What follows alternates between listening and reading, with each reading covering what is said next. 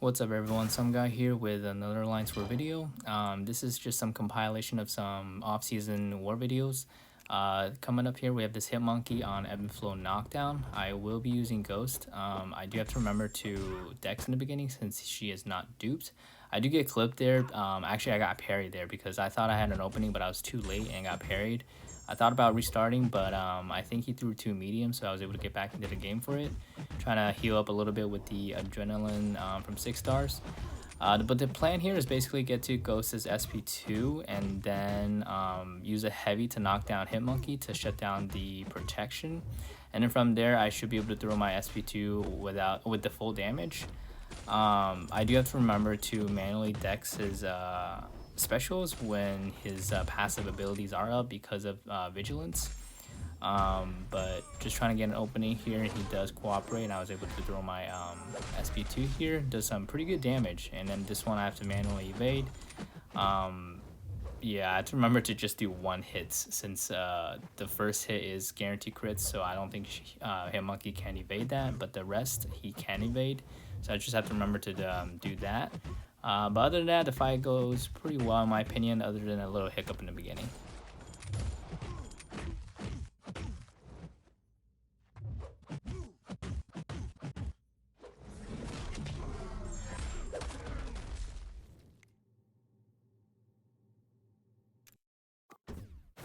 Alright, this next fight here is Mole Man on the same note as the last fight. I will be using Guillotine 2099 to try and ramp her up. The thing about Mole Man is when he has his monster masses, he can shrug off your parry stun. So I'm not going to be doing too many parries here. I'm mainly going to try and intercept him. Although this AI is pretty passive, he didn't really play into my intercepts or light intercepts as much. Which is why I believe it made the fight really long. So I sped it up. But I'm just trying to knock him down with my SP2s to get rid of protection and then do some damage while the passive fury is up. But I don't get too big of a window, so I don't get to do as much damage as I wanted to with the passive fury window. I did get clipped over there. I just mistimed the. I thought he finished his combo, but he didn't. But for the most part, it's just gonna be just push him to an SP1, bait it, and then throw my SP2, and then get an opening from his SP1s, and pretty repetitive. Guillotine 2099's first fights usually does take very long, but this one in particular takes extra long. I think I did fight a Mole Man on Stubborn last season or 2 seasons ago, trying to ramp up Guillotine 2099, and I almost timed out. This one's off season. Obviously, I'm not boosted or anything, and I don't have any suicides. But as you can see, I'm at 100 combo, and he's still at about 80%, and I've got 2 minutes left. But the 1829 does ramp up pretty fast once he gets up to 100 plus combos. The damage does show. I think I got kind of impatient here, just trying to get through it. I don't really mind timing out. I just would not like to, just because of it's just annoying.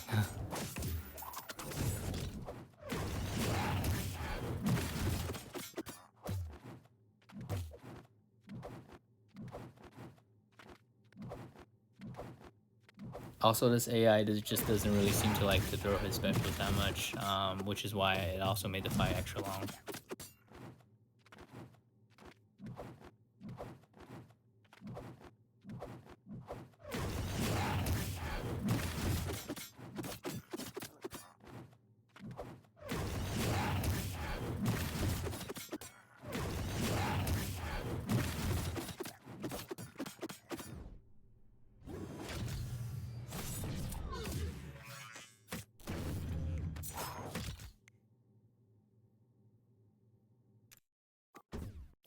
Alright, the next fight here is a Killmonger on Mixmaster. I will be using Quake. I definitely won't be using Quake during season. This is off season, so I just wanted to have some fun with Quake.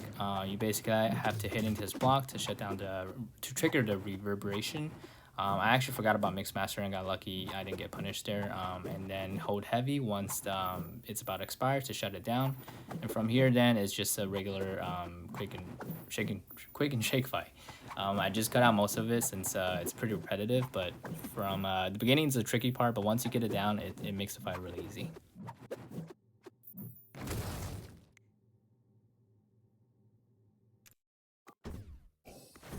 next fight here, we have this Rhino on Ebb and Flow Intercept. I did die to him during the last war of last season with Stealth Spidey, just because I underestimated the amount of times he'll go unblockable. I am bringing SHulk this time to test her out. She is a large champion, so he should be becoming unblockable less. I'm not a very good SHulk player. I am still learning about her, but I'm just basically trying to keep my Furies up and also keep the slow debuff on him. I did get a little bit confused about the protection node versus the protection node from Ebb and Flow Intercept. So I think at times I did shut down the Ebb and Flow Intercept here, but my damage was ramping up pretty largely. Right there, the protection did trigger, but there's no icon for it below Rhino, so I was a little bit confused, but I think I could tell that my damage was getting diminished by it. But basically, I'm just trying to keep up my Furies and also bait his SP1s, and then parry to get the slow debuff on him.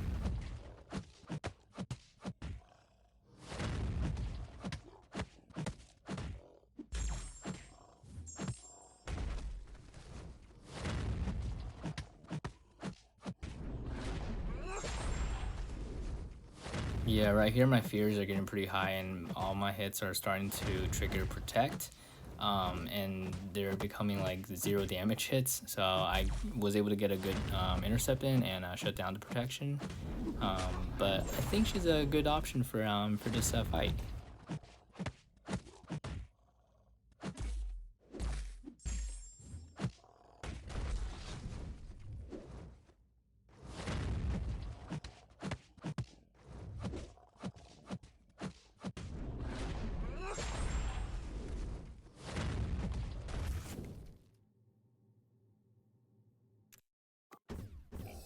All right, next up we have this Thor Ragnarok on Ebb and Flow Intercept and Redouble Determination. I did want to try out Archangel. The power gain was kind of worrisome from Redouble Determination, but I just wanted to try out in the offseason to see how bad it is.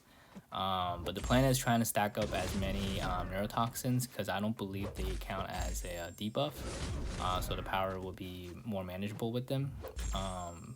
But yeah, it is kind of RNG, a little bit RNG, since you have to rely on proccing all the right debuffs in time. I was also worried about his own power gain from the combo hits. I tried to throw my SP1 in mid heavy, but I was a bit late on it and he was able to block and parry it. So right now he's at 19, but luckily the neurotoxin does shut down the power gain from it altogether, so he didn't gain any power from it, which was nice because he was pretty much at 2 bars power then. But it's a pretty simple fight, not much to talk about. Just gotta get your spacing right from his special attacks and be able to get some heavies in right there. I was a little bit off in the beginning, but I was able to find the tempo and the spacing mid fight. But yeah, I think Archangel is a pretty good option here. He was able to mount it down pretty quickly.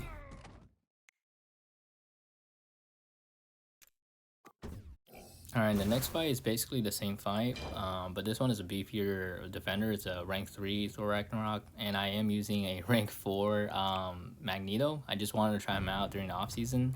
I actually did get pretty lucky this fight. I didn't do too well in the beginning. I didn't get my spacing right with the heavies, countering his specials. So I took a pretty good chunk of my health, I think mid-fight. And towards the end, I got really lucky. But the plan here is basically parry heavy and get to my SP3 and build on my prowesses. And also bait out his specials in between. I was kind of worried about his power gain being able to trigger once he get to 20 stacks.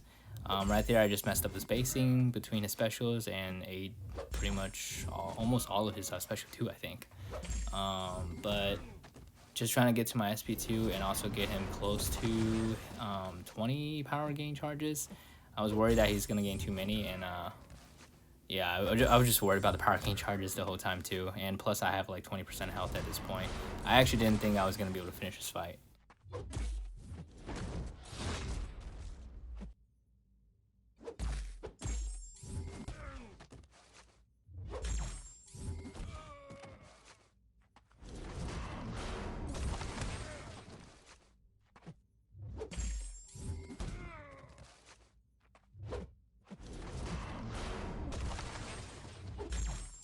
So I wanted to wait till I get to 19 the power gain charge and then throw my SP3 as the 20th one, but in the end you'll see later that the SP3 didn't count as the 20 charge. I'm not sure why. Right there I got really lucky with the intercept. I didn't mean to do that. I actually shut down protection.